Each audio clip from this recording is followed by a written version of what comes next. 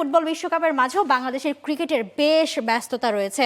অস্ট্রেলিয়ার সাথে সিরিজ রয়েছে, জিম্বাবুয়ের সাথে সিরিজ রয়েছে। আজকে 3 তারিখ, খুব সম্ভবত 5 তারিখের মধ্যে তো অস্ট্রেলিয়ার বাংলাদেশে চলে আসার কথা রয়েছে। 9 তারিখ থেকে তাদের সিরিজ শুরু হয়ে যাবে। সো বাংলাদেশ এবং অস্ট্রেলিয়া লাস্ট মনে ওয়ানডেতে সেই বিশ্বকাপে আমরা দেখেছি মুখোমুখি হয়েছে তারা। এরপর 2026 সে মুখোমুখি হচ্ছে এবং বাংলাদেশ যেই ফর্মে রয়েছে রিসেন্টে, তাতে মনে হয় এই সিরিজটা নিয়ে উত্তেজনা অনেক বেশি।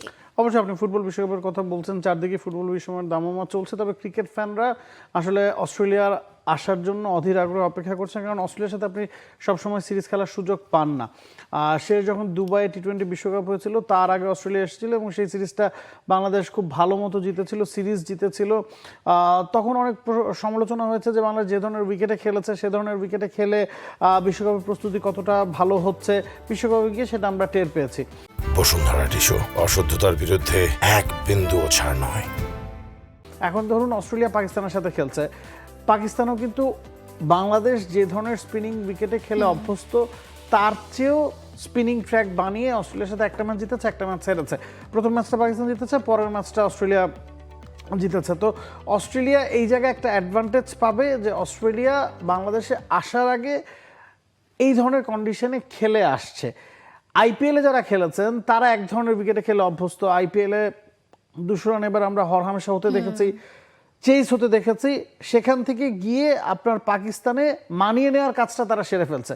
আইপিএলের অনেকেই আছেন যারা পাকিস্তানে যাননি, যারা সরাসরি বাংলাদেশে আসবে। তো অস্ট্রেলিয়ার যেই দলটা বাংলাদেশে আসছে সেই দলটা কিন্তু পাকিস্তানে যে দলটা খেলছে তার চেয়েও বেশি শক্তিশালী।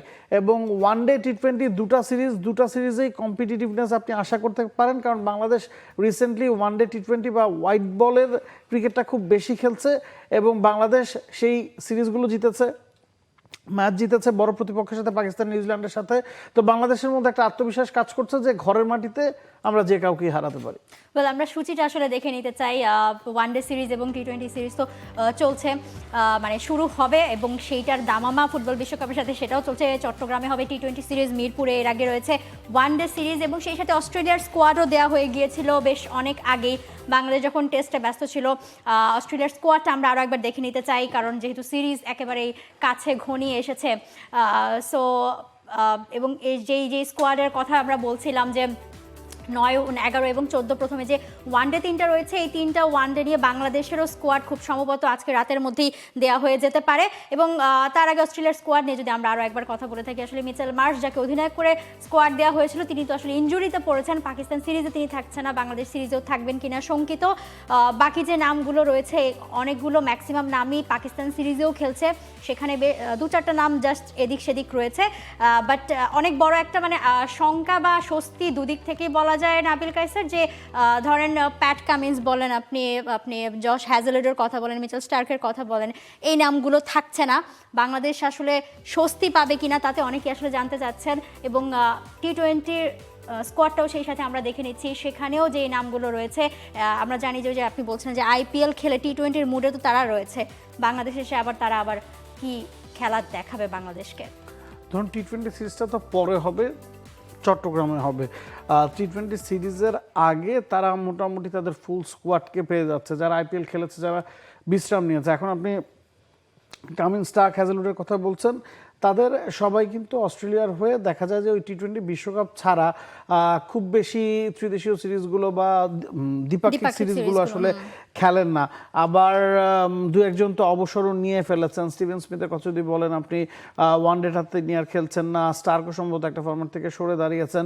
এখন পাকিস্তানে যে দলটা খেলছে সেই দলটার 2টা ম্যাচ আপনি দেখে ফেলেছেন। পাকিস্তানে অস্ট্রেলিয়া ইতিমধ্যে 2টা ম্যাচ খেলেছে, তার চেয়ে শক্তিশালী দল নিয়ে কিন্তু বাংলাদেশে অস্ট্রেলিয়া আসছে। আমরা যদি ওয়ানডে স্কোয়াডটা আরেকবার দেখি, শুরু থেকে মিচেল মার্শ, এছাড়া কুপার কনলি, বার্টলেট, ডোয়ার সুইস, হ্যাঁ, অনেকেই কিন্তু এখন পাকিস্তানে নাই। আমি যদি এক্স্যাক্টলি বলি, মিচেল মার্শ, জেভিয়ার বার্টলেট, এছাড়াও আপনার Cooper Connolly, Ben Dwarshuis, Travis Head, এই 5জন ক্রিকেটার, সাথে লিয়াম স্কট পাকিস্তানে নাই, তিনি বাংলাদেশে আসছেন।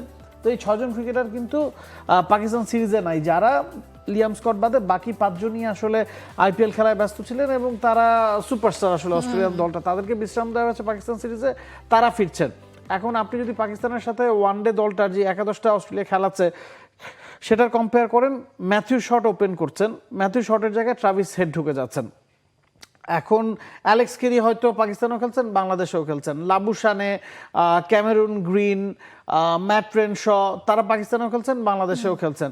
এখন মিচেল মার্শ ফিট হলে দলটা অনেক বেশি শক্তিশালী হয়ে দাঁড়াবে। আপনি যদি দেখেন গেল ম্যাচটাতে পাকিস্তানের এগেনস্টে মাত্র নাথান এলিস একজন পেসারকে অস্ট্রেলিয়া খেলিয়েছে, জাভিয়ার বাটলেট, বেন ডোয়াশিস, তারা কিন্তু পাকিস্তানে নাই। তারা বাংলাদেশের এগেনস্টে নিশ্চিতভাবে খেলবে, কারণ আপনি পাকিস্তানে আমরা 4 জন স্পিনারকে খেলাতে দেখছি, মাত্র একজন পেসার নিয়ে অস্ট্রেলিয়া খেলছে। বাংলাদেশে ওই কাজটা হবে না, কারণ বাংলাদেশের মিরপুরে আমরা দেখেছি উইকেট এখন অনেক বেশি ইমপ্রুভ, সেখানে আপনি 2 জন পেসার খেলালেও একজন শর্ট মনে হয়, 3 জন পেসার নিয়ে অস্ট্রেলিয়াকে খেলতে হবে। তো ওই জায়গায় আমার কাছে মনে হচ্ছে যে পেস ডিপার্টমেন্টে তাদের একটু শর্ট আছে, স্পিনার তারা বেশি নিয়েছে। আপনি যদি খেয়াল করেন কুনাম্যান আছেন, অ্যাডাম জাম্পা আছেন, তানভীর সাঙ্গা আছেন, লিয়াম স্কটও স্পিনটা করতে পারেন। তো তারা হয়তো ভাবছে যে ওই ধরনের স্পিনিং উইকেট হবে। পেস বোলার কিন্তু স্কোয়াডটাতেই আছেন মাত্র 3 জন, এই জায়গায় একটা ঘাটতি তাদের চোখে পড়তে পারে। অস্ট্রেলিয়ার স্কোয়াড তো আসলে আমরা দেখে নিয়েছি, এবং বাংলাদেশের স্কোয়াড যেটা বলছিলাম যে আজকেই খুব সম্ভবত ঘোষণা হয়ে যেতে পারে। নাবিল কাসের বাংলাদেশের স্কোয়াড নিয়ে আসলে যদি বলতে চান, মানে কোনো রকমের অপ্রত্যাশিত কি কিছু আসলে আশা করা যায় কিনা? কিছু আপনি এক্সপেক্ট করতে পারেন না। শেষ সিরিজটাতে বাংলাদেশ যেভাবে খেলেছে সেই ধরনের একাদশ বা সেই ধরনের স্কোয়াডই আপনি পাবেন। একটা জায়গায় একটা পরিবর্তন আসতে পারে, সেটা হচ্ছে যে আপনার মোসাদ্দেক হোসেন সৈকতকে আমরা দেখেছি যে তৃতীয় ম্যাচটার জন্য, তৃতীয় ওয়ানডেটার জন্য দলে ডাকা হয়ে ওঠেনি, তাকে হয়তো এবার সুযোগ দেওয়া হতে পারে। আফিফ হোসেন ধ্রুব, যিনি গেল দিন ডিপিএল একটা ভালো নক খেলেছেন, তার সুযোগ মিলবে নাকি মোসাদ্দেক হোসেন সৈকত সুযোগ পাবেন, এটা একটা বড় প্রশ্ন। এছাড়া মোরলেস তানজিদ তামিম, পারভেজ হোসেন ইমন, লিটন দাস, মোটামুটি সেটেল একটা লাইন আপ বাংলাদেশের আছে। রিশাদ, তানভীর, মেহেদী হাসান মিরাজ স্পিনে, পেসে আমরা জানি তাসকিন, এছাড়া মুস্তাফিজ থাকছেন। লেটস সি, এই দুজনের সাথে নাহিদ রানা হয়তো থাকবেন। ফোর্থ পেসারটা কি হবেন? শরীফুল আছেন অপশন, যিনি দুর্দান্ত বোলিং করছেন, তিনি হওয়ার সম্ভাবনাই বেশি। হাসান মাহমুদের অপশন খোলে কিনা, বা তানজিম সাকিব ফেরেন কিনা, এই দু একটা প্রশ্ন ছাড়া দলটা আসলে সেটেল। মূলত আপনার 6 নম্বর পজিশনে আফিফ হোসেন ধ্রুব খেলবেন নাকি মোসাদ্দেক হোসেন সৈকত কে সুযোগ দেওয়া হবে, এটাই দেখা। কারণ আগের সিরিজও আমরা আসলে দেখেছি তাই যে আফিফ হোসেন ধ্রুবকে নিয়ে অনেক বেশি কথা হয়েছিল, কিন্তু তিনি আসলে কাজে লাগাতে পারেনি সেই সুযোগ। For more updates, subscribe to our YouTube channel and click on the bell icon.